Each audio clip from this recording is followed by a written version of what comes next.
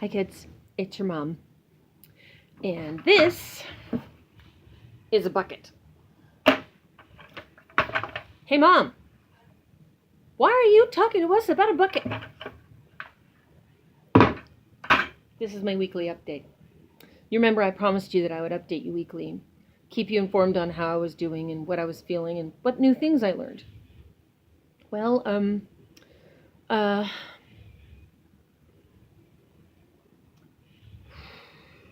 right. Towards the end of every month, your dad and I tend to run out of money because we're both disabled, and so we're on state money, Social Security, and that gets paid on the 1st and the 3rd of every month. And there's only just so much we can do with it before it runs out, like money does when you don't put more in. So, now this is a thought that never really entered my head before. Both my son and I ran out of med at the same time.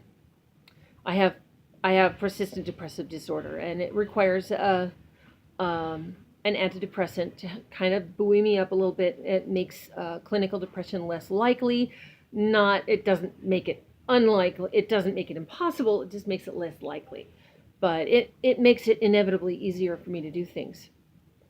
So, and then I take a Adderall for attention deficit.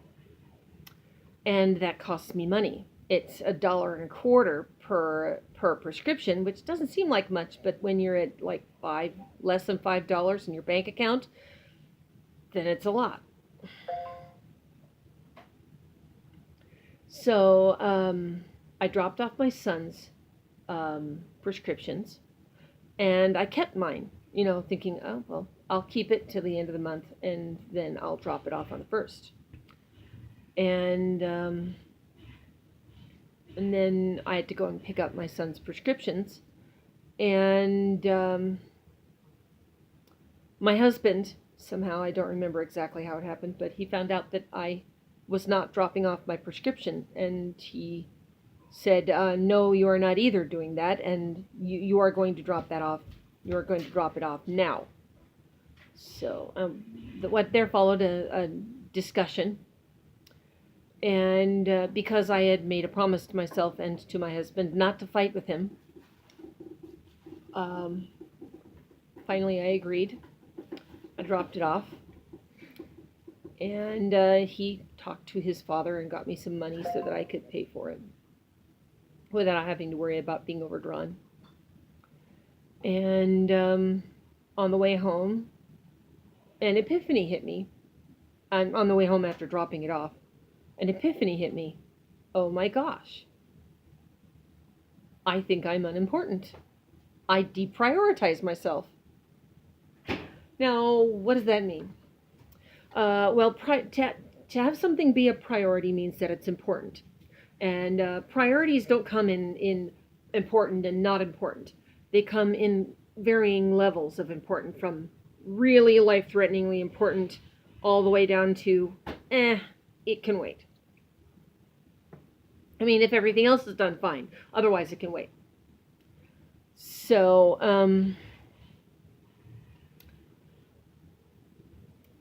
I was putting myself at the bottom of the list. And I didn't even realize it. And now I'm not gonna tell you how to prioritize your life. Every life is different. Every list of priorities is different.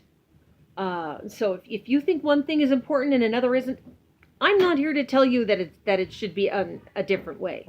All I'm here to tell you is, if you're feeling the way that I'm feeling, if you feel the way that I just realized that I felt, that you deprioritize yourself, then you probably need what I've been learning, and I'm going to share it with you in the interest of helping out, because I'm your mom and I love you. So the first thing you need to understand is that you can't fill glasses out of an empty bucket. Okay, there's nothing in that bucket, right? So if somebody comes along and asks me for a glass of water, am I going to be able to give them a glass of water? No, I will not. I will not be able to give them a glass of water. Most buckets kind of start up, you rest, right? And so your bucket starts partially full. And if you don't do other things to try to fill up that bucket and make sure that it's completely full, then eventually you're going to get to a point where you don't have anything. So if you put other people first before yourself, then eventually you're going to come to a point where you don't have anything left to give. Like your grandmother likes to say, I forgot what your grandmother likes to say. Oh well, I'll remember it. The point though, oh yeah, if you don't take care of yourself, this is what grandmother says. If you don't take care of yourself, you're not going to have anything to give to other people. So what I decided to do is to split myself priority-wise into two things: needs and wants. Wants, they can stay at the bottom of the list. Not important. Needs, top of the list. Always. And now I know a lot of you who follow me are God-fearing people, and I imagine that you're probably saying, but what about God? That's a need. It's a personal need. You need to involve, if you're religious, you need to involve God in your life. That's a personal need. That means prayer, regular prayer, scripture study, fasting if you're into that, whatever, meditation if you're not into God, meditation falls under that. Yeah, anything spiritual is important. It's dead important. Feed yourself. I have problems remembering to eat breakfast, but that's a need. You need to educate yourself. You need to learn something new. So pick something and learn it. It's a priority. You need to take care of your body. So showering and brushing your teeth and washing your face and regular shaving if you shave, or don't shave if you don't feel like shaving. It's not up to me. The point though is decide what your needs are. Figure them out.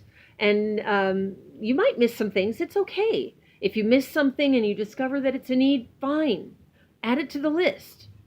If it seems like it's more of a want, add it to the bottom of the list. You'll get there eventually. But the point is, you take care of yourself first. You tackle all of your needs. Showering, eating, bathing. I said bathing twice.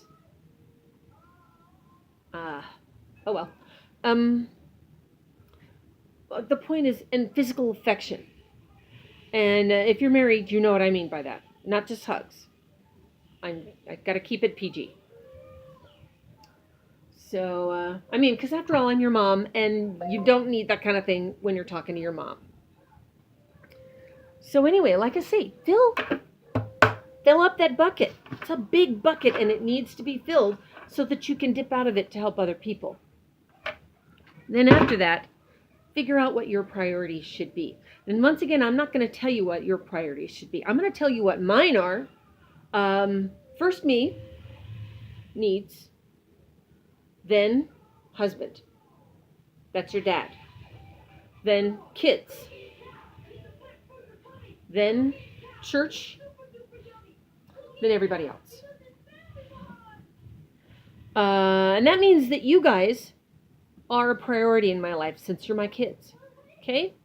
But I need you to understand that if self or husband are not met, then I might not be able to come.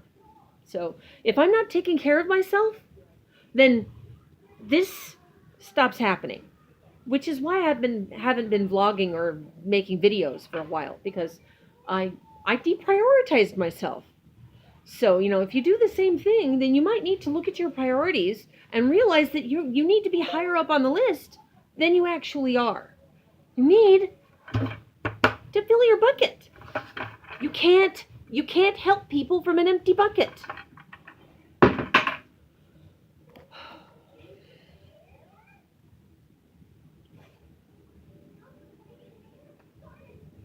So that's what I learned this week. And what I'm doing about it, and I hope it helps.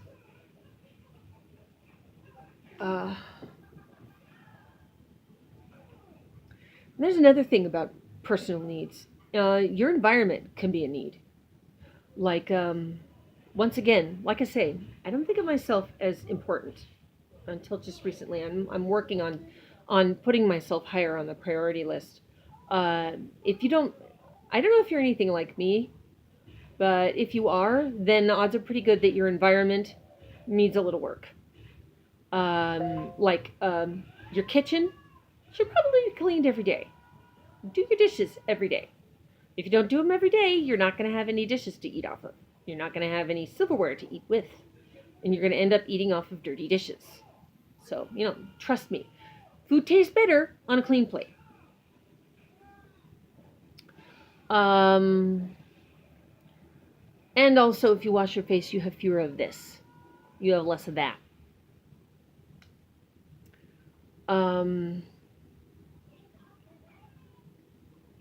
But the point that I'm trying to make here is taking care of yourself is so important. Even if it's just self-care, like if you're a trauma survivor like I am, then self-care is vitally important. Your bucket can get emptied out at a moment's notice. And in that moment, then you have to stop what you're doing, look at your priorities, and fill your bucket. Again, you absolutely have to take time and fill that bucket. And that, I gotta move something. That's where something like this comes into play. This is my therapy box. And I have a bunch of stuff in here. I have the balms, some essential oils, nail file, fidgets, this fidget cube. I've got a bunch of fidget spinners. This is a Captain America thing.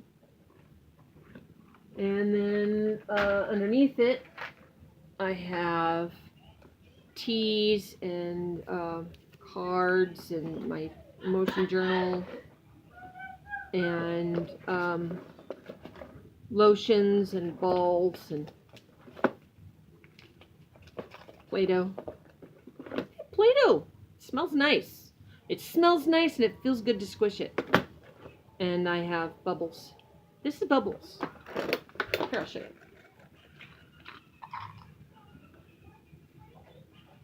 Isn't that nice? I can't think of a thing, speaking purely for myself, I can't think of a thing that can't be soothed with bubbles.